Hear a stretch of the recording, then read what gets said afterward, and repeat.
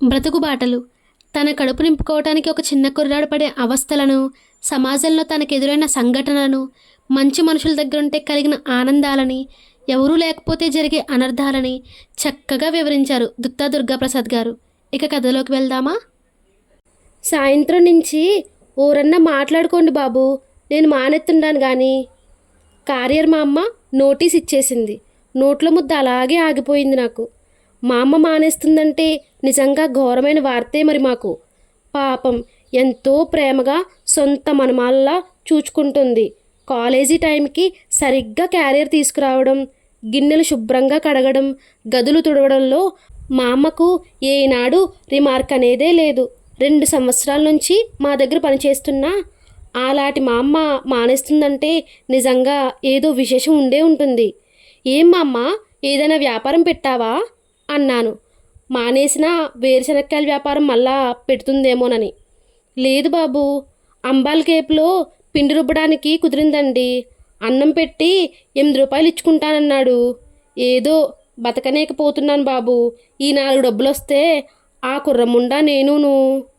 Carrier మానేసినందుకు విచారపడ్డా కాస్త లాభసాటి అయిన పని దొరికినందుకు అభినందిద్దామనుకున్నాను మా అమ్మని. కానీ సాయంత్రం క్యారియర్ ఎవరు తెస్తారు అని తట్టేసరికి నోట్లో పచ్చి వెలక్కాయ పడింది. నేను నోరు విప్పేలోగానే మా సత్యం అందుకున్నాడు. అయితే మా క్యారియర్ ఎవరు తెస్తారు మా అమ్మ? అదే బాబు చూస్తున్నాను. ఊరు దొరకడం లేదండి.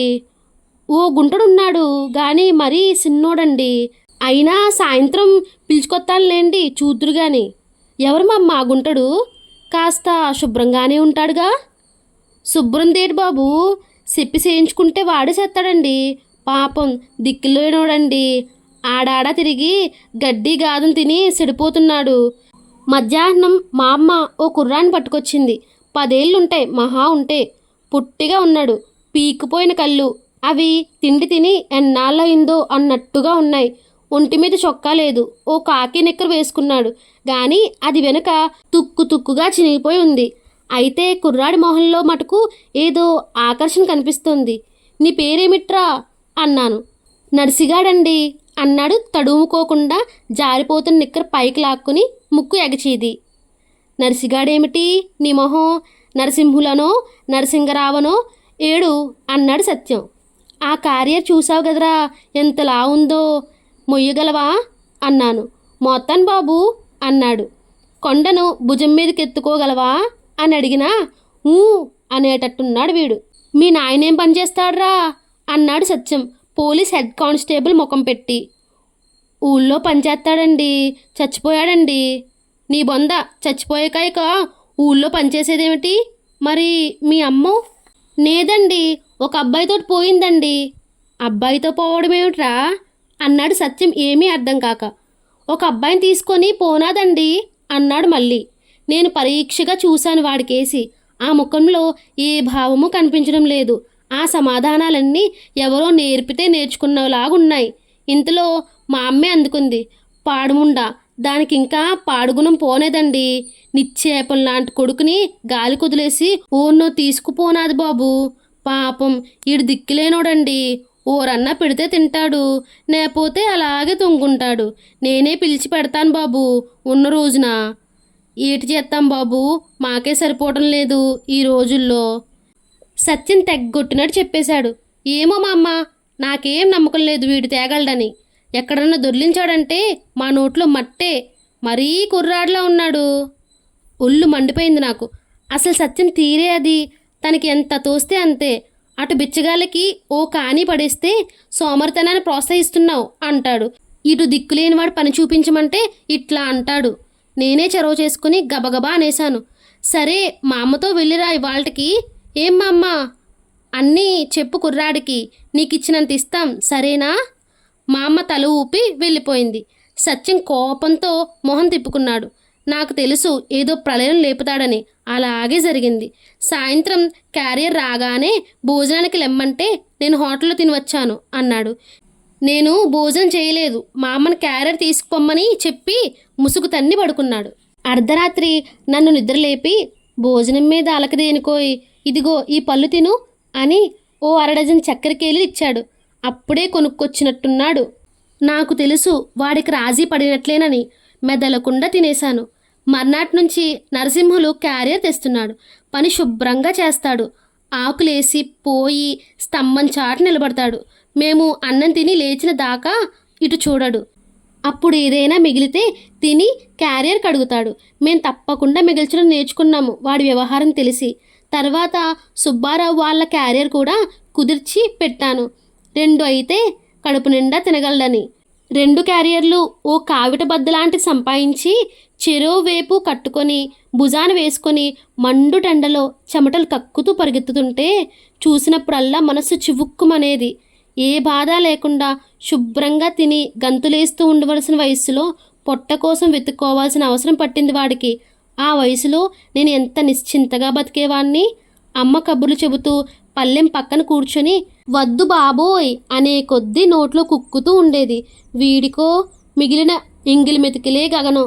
మనిషికి ఇంత వ్యత్యాసాన్ని ఎందుకు సృష్టించాడు దేవుడు? ఏం పాపం చేసి ఉంటాడో ఈ కుర్రవాడు. ఒక్కోసారి ఓ భయంకరమైన ఊహ తట్టి వణికిపోయేవాడిని. ఆ కుర్రాడి స్థితిలో నేనే ఉంటే ఆత్మహత్య చేసుకుంటానా?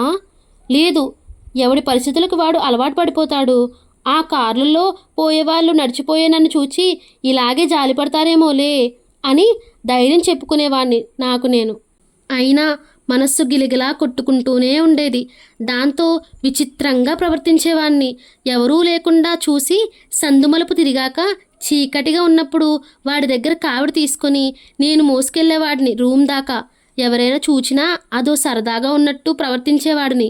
వాడు రొప్పుకుంటూ నా వెనకాల పరిగెత్తేవాడు. అలా ఎన్నోసార్లు చేశాను. నాకు తెలుసు అది కేవలం వాడి మీద జాలిపడి కాదని.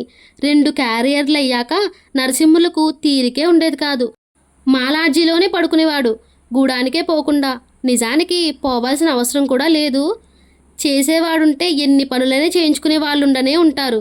నీళ్లు తోడరా అని ఒకడు, గది తొడవరా అని ఒకడు, బూజు తొడవమని ఒకడు, టిఫిన్ తెమ్మని ఇంకొకడు. ఊపిరి ఆడనిచ్చేవాళ్ళు కాదు వాడికి. ఎవరినీ కాదనేవాడు కాదు పాపం. ఇన్ని పనులు చేసి తీరిగ్గా ఉన్నప్పుడు నేరేడు చెట్టెక్కి కమ్మగా పాడుతుండేవాడు సినిమా పాటలు. అంత వయస్సులో ఆ పాటలెలా నేర్చాడా అని ఆశ్చర్యంగా ఉండేది మాకు. మరీ పాడించుకునేవాళ్ళం. కొన్నాళ్ళకి లాడ్జీలో అందరికీ అతనంటే అభిమానం కలిగింది. కానీ సత్యం మాత్రం వాడంటే ఈసడించుకుంటూనే ఉండేవాడు. అలా కసిరిన రోజంతా ఏదో రకంగా ఉండేవాడు నరసింహులు. మళ్ళా వారం రోజులు వరకు పాటలు పాడేవాడే కాదు. ఒకనాడు రాత్రి 8 అయినా క్యారియర్ రాలేదు. గ్రౌండ్ నుంచి ఆడి ఇంటికొచ్చేసరికి విపరీతంగా ఆకలేస్తోంది నలుగురికి. సత్యం మండిపడసాగాడు. పట్టుకు తంతే సరి వెదవని, దారి పొడుగుతా దిక్కులు చూస్తూనే ఉంటాడు అన్నాడు. 9 అయినా వాడు వచ్చే సూచనలేమీ కనిపించలేదు. రకరకాలైన అనుమానాలు రాసాగాయి మాకు. క్యారియర్లు కానీ పట్టుకు చెక్కేశాడేమిట్రా? ఎవడన్నా తన్ని పట్టుకుపోయాడేమో? ఆ అనుమానమే నిజమనిపించింది నాకు. వెంటనే టార్చ్ లైట్ తీసుకుని బయలుదేరాను. సత్యం కూడా వెంట వచ్చాడు. అంతా భోజనాలు ముగించుకొని పడుకున్నట్టు ఉంది. ఎక్కడా మనుషులు అలికిడే లేదు. అలా నడుస్తూ పోతున్నాం. ఆ వీధి దాటి హోటల్ సందులోకి తిరిగి 4 అడుగులు వేసేసరికి అడిగోరా అని కేక పెట్టాడు సత్యం. ఆ సందులో ఎలక్ట్రిక్ స్తంభానికి ఆనుకొని కూర్చుని ఉన్నాడు. మమ్మల్ని చూడగానే గబుక్కున లేచాడు. సాంబారు అది దొర్లిపోయి నేలంతా అసహ్యంగా తయారై ఉంది. ఏడ్చి ఉన్నాడేమో. కళ్ళు ఎర్రగా తయారయి చారలు కట్టాయి. మమ్మల్ని చూసి భయంతో వణికిపోతూ ఏడుపు ఆపుకొని విఫలయత్నం చేస్తూ ఎక్కిళ్ళు పెడుతున్నాడు. క్యారియర్లు దొర్లించి ఏడుస్తూ కూర్చున్నాడు మొద్దు వెదవ అన్నాడు సత్యం. ఏమైందిరా నరసింహులు అని అడిగాను నేను కాస్త నెమ్మదిగా. కానీ మాట్లాడడం లేదు వాడు. 2 తగిలిస్తే వాడే చెప్తాడు అని చెయ్యెత్తి 2 అడుగులు ముందుకు వేసి చటుక్కున ఆగిపోయాడు సత్యం. వాడి చేతులకేసి చూస్తూ. మోచేతులు 2 దొక్కుపోయి ఎర్రగా తయారయ్యాయి. వీపు మీద చొక్కా పూర్తిగా చినిగిపోయింది. కుడి మోకాల కింద బిత్తడి పొడవున గాయమై రక్తం కారి ఉంది. సత్యం మొహంలో మార్పు కనిపించింది. ఏమైందో చెప్పరా అన్నాడు బ్రతిమాలుకునే ధోరణిలో. సత్యం కాస్త మెత్తగా మాట్లాడేసరికి కుర్రవాడికి ఏడుపు పెళ్ళు బికింది. బోరుని ఏడవసాగాడు. ఇక ఇలా కాదని నెమ్మదిగా ఇంటికి పిలుచుకుపోయాము. అక్కడ చెప్పాడు, క్యారియర్లు పట్టుకొస్తూ ఉంటే రంగనాథం గారి పిల్లలు క్యాటిల్ బార్తో రాళ్ళేసి క్యారియర్లని కొట్టసాగారట. వీడు వెనక్కి తిరిగి చూడబోయేసరికి క్యారియర్ స్తంభానికి కొట్టుకొని ఊడిపోయింది. కోపం వచ్చి వాళ్ళనేదో తిట్టాడట. దాంతో వాళ్ళంతా కలిసి వీడిని చితగ్గొట్టి 2 క్యారియర్లు కూడా దొర్లించి అందులో అప్పడాలు పట్టుకుని పారిపోయారట. వీడికి ఖాళీ క్యారియర్లతో ఇంటికి రాను భయమేసి అక్కడే ఏడుస్తూ కూర్చున్నాడు. గొడవ విన్నాక జాలేసింది మాకు. కానీ ఏం చెయ్యం, రంగనాథం గారంటే పేరు మోసిన ఆసామి. ఆ బజార్లో సగం ఇల్లు ఆయనవే. ఆయన మటుకు మంచివాడే, కానీ పిల్లలు మాత్రం కోతి మూక. ఎప్పుడూ రోడ్లంట తిరుగుతూ ఇలాంటి పనులే చేస్తూ ఉంటారు. అయితే సత్యం ఊరుకోలేదు. నిప్పులు తొక్కినట్టు ఎగురుతూ నరసింహుల్ని భుజాలు పట్టుకు లాక్కుపోసాగాడు వాళ్ళ ఇంటివైపు. ఏదో గొడవ చేసేట్టు ఉన్నాడని తలుపులు వేసి మేము పరిగెత్తాము. మేము వెళ్ళేసరికి తలుపు బాదుతున్నాడు. ఎవరో పనివాడు తలుపు తెరిచి రంగనాథం గారిని పిలు అన్నాడు. రంగనాథం గారు మెట్లు దిగి వచ్చి సంగతి తెలుసుకొని పిల్లలు సినిమాకు వెళ్ళారు, నేను చూస్తానులేండి అన్నాడు. సత్యం మండిపడ్డాడు. నాకు తెలుసు మీరు ఎలాగూ చూడరని. మీరు సరిగ్గా చూస్తే ఆ పిల్లలలా ప్రవర్తించేవాళ్ళు కాదు. ఆ సంగతి ఏదో మేమే చూస్తాం. ఈ మారు వీడి జోలికి రానివ్వండి అని గబగబా అనేసి నరసింహుల్ని లాక్కుని బయటికి వెళ్ళిపోయాడు. రంగనాథం గారు నిశ్చేష్టుడైపోయాడు. మాకు కూడా బాధ కలిగింది వాడి ప్రవర్తన చూసి. నరసింహుల్ని ప్రైవేట్ డాక్టర్ దగ్గరికి తీసుకుపోయి అంతా అయోడిన్ పూయించి కట్లు కట్టించాము. ఆ రోజుకు హోటల్లోనే భోంచేశాము అంతా. మోకాళ్ళు మోచేతులు దోక్కుపోవటాన నడవలేకపోయాడు 2 రోజుల వరకు నరసింహులు. అయినా అలాగే మోసుకొచ్చేవాడు క్యారియర్లు. ఈ గొడవ జరిగినప్పటి నుంచి వాడి పట్ల సత్యం ప్రవర్తన పూర్తిగా మారిపోయింది. ఒక ఆదివారం నాడు నలుగురుము కూర్చొని కబుర్లు చెప్పుకుంటున్నాము. నరసింహులు శుద్ధముక్కోటి తీసుకొని బొమ్మలు గీస్తున్నాడు. ఎంతో అందంగా ఉన్నాయి ఆ బొమ్మలు. మేమంతా మెచ్చుకునేసరికి ఉబ్బిపోయాడు. వీడిని బడికెందుకు పంపకూడదురా అన్నాడు సూర్యం. నిజమే, బడికెందుకు పోకూడదు? పొద్దున్న 7:30 నుండి 11 దాకా ఖాళీగానే ఉంటాడు. మేం భోంచేసిపోయాక మధ్యాహ్నం అంతే. బడి కూడా ఎంతో దూరం లేదు. మా లాడ్జి నుంచి 4వ ఇల్లే. బడికెళ్తావట్రా నరసింహులు అన్నాను. వెళ్తానండి, చిన్నప్పుడు వెళ్ళేవాన్నండి. గుడింతాలు గూడొచ్చు బాబు అన్నాడు ఎంతో ఉత్సాహంగా. మర్నాడు ఓ పలక బలపము కొనిపెట్టి మున్సిపల్ స్కూల్కి తీసుకుపోయాము. బల్లో వదిలి బయటకొస్తూ బయటికి అనకపోయినా వీడు చదువుకొని బాగుపడితే ఎంత బావున్ను అనుకున్నాను నేను. వాళ్ళ ముఖాలు అదే భావన ప్రదర్శించాయి. కానీ మా ఆశలు విఫలం అవ్వటానికి ఎంతో కాలం పట్టలేదు. మధ్యాహ్నం ఇంటికి రాగానే నేను బడికి పోను బాబు అని కుండలు బద్దలు కొట్టినట్టు చెప్పేశాడు. నాకు ఒళ్ళు మండింది. పలక అది కొనిచ్చాక ఇష్టం వచ్చినట్టు నాటకం ఆడితే ఎవరు ఊరుకుంటారు? ఏమొచ్చింది అన్నాను కోపంగా. క్యారేజీలు మోసేవాడినని ఉడికిస్తున్నారండి. మాస్టర్కి చెబితే ఏడ్సావలేపో అన్నాడండి. ఇంటికొచ్చేటప్పుడు పిల్లలంతా కలిసి మొట్టికాయలు వేశారండి. రంగనాథం గారు అబ్బాయిలు కూడానండి అని బోరున ఏడిశాడు.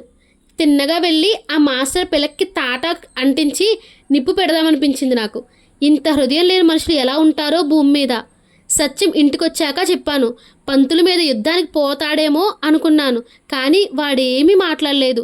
అంతా విని ఒరేయ్, రోజు రాత్రిపూట నా దగ్గర కూర్చుని చదువుకో అనేసి ఊరుకొన్నాడు. అనటమే కాదు, అలాగే పట్టుబట్టి చదివించసాగాడు. ఉద్యోగంలో చేరాక వీణ్ణి నా దగ్గరే ఉంచుకొని స్కూలులో చేర్పిస్తాను, చూస్తాను ఎలా రాదో ఆ చదువు వీడికి అనేవాడు నాతో.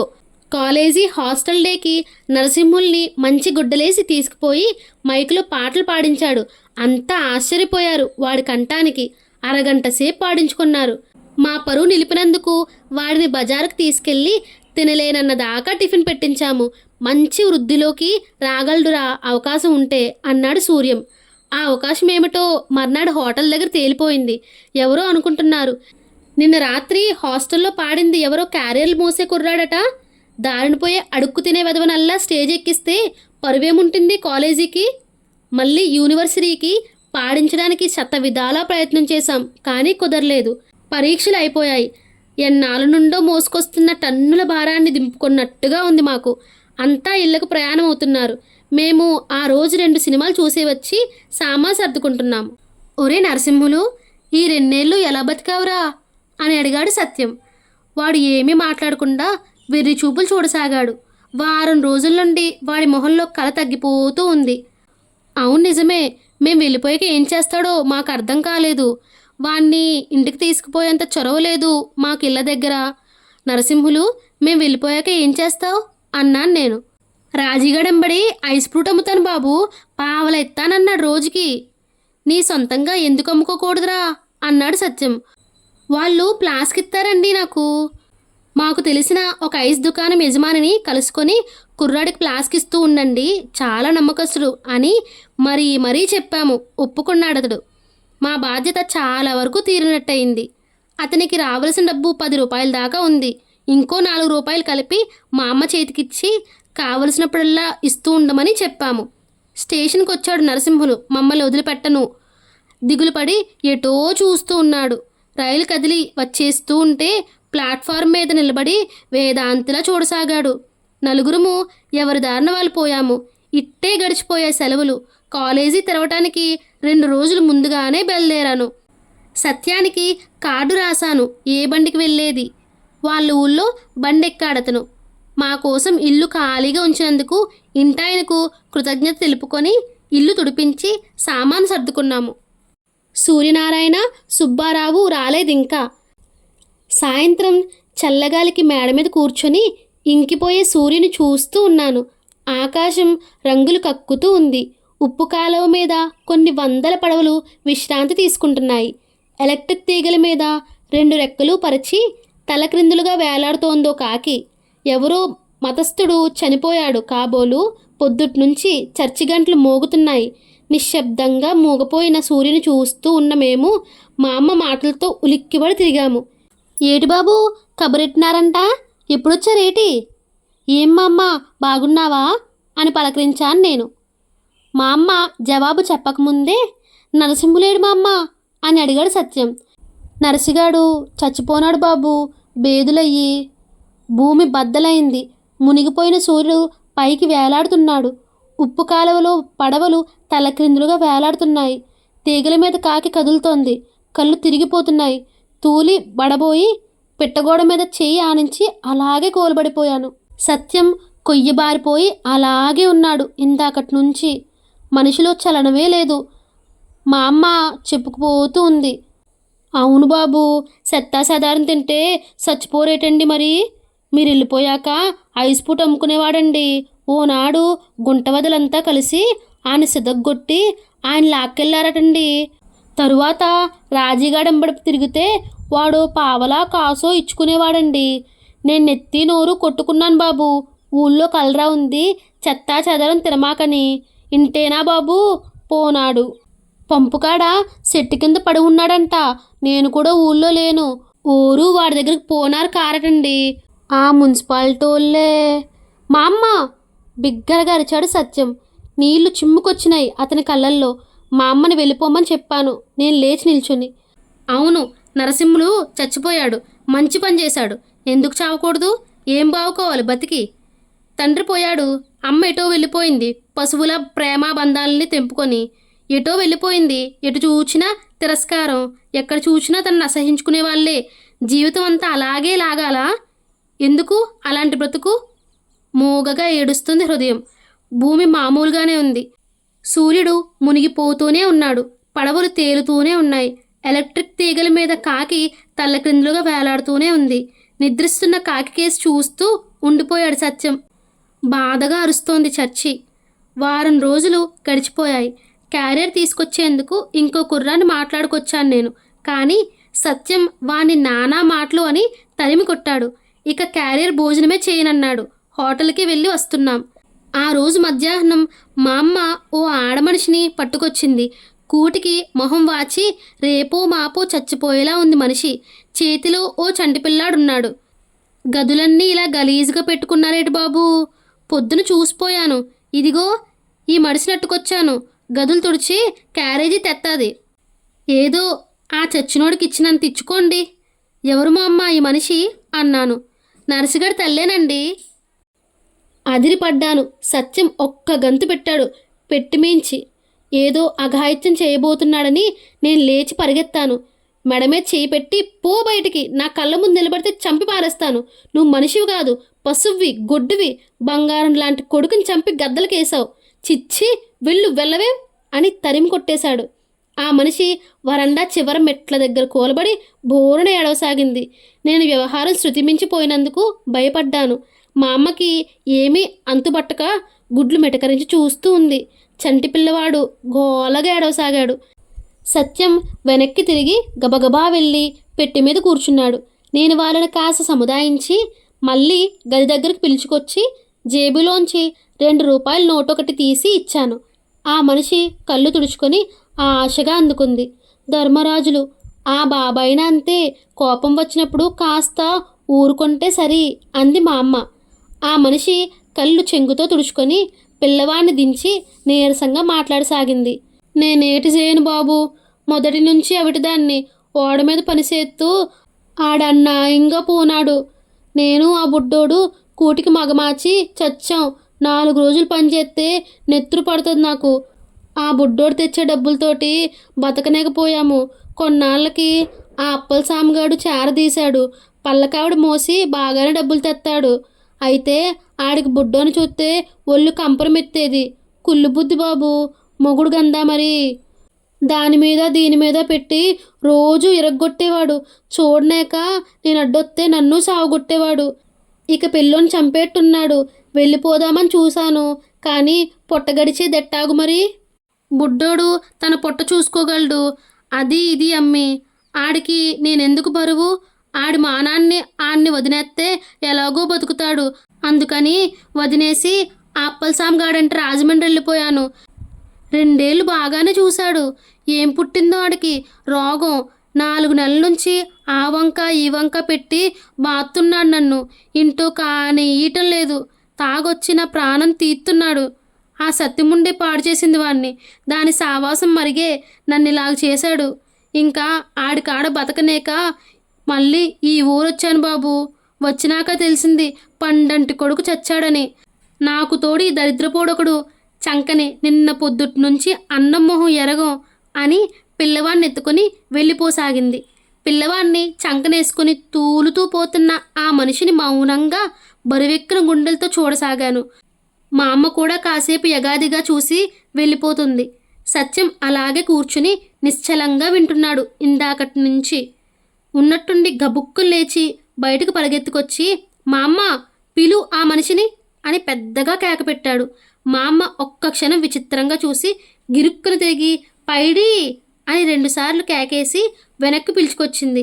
ఇద్దరూ వచ్చి వరండాలో నిలబడ్డారు. సత్యం లోపలికి పోయి 2 10 రూపాయల నోట్లు పట్టుకొచ్చి, ఇదిగో ఇది తీసుకెళ్ళు, నరసింహులకు బాకీ ఉన్నాను నేను అన్నాడు. ఆ మనిషి ఆశ్చర్యపోయింది. భయంగా చూస్తూ అలాగే నిలబడింది. తీసుకోవేం? ఉలిక్కిపడి దగ్గరకొచ్చి 2 నోట్లు తీసుకుంది. వెళ్ళు, ఆ పిల్లవాడి మొహాన్ని కాసిన పాలు పోసి ఓ చొక్కా కొనిపెట్టు.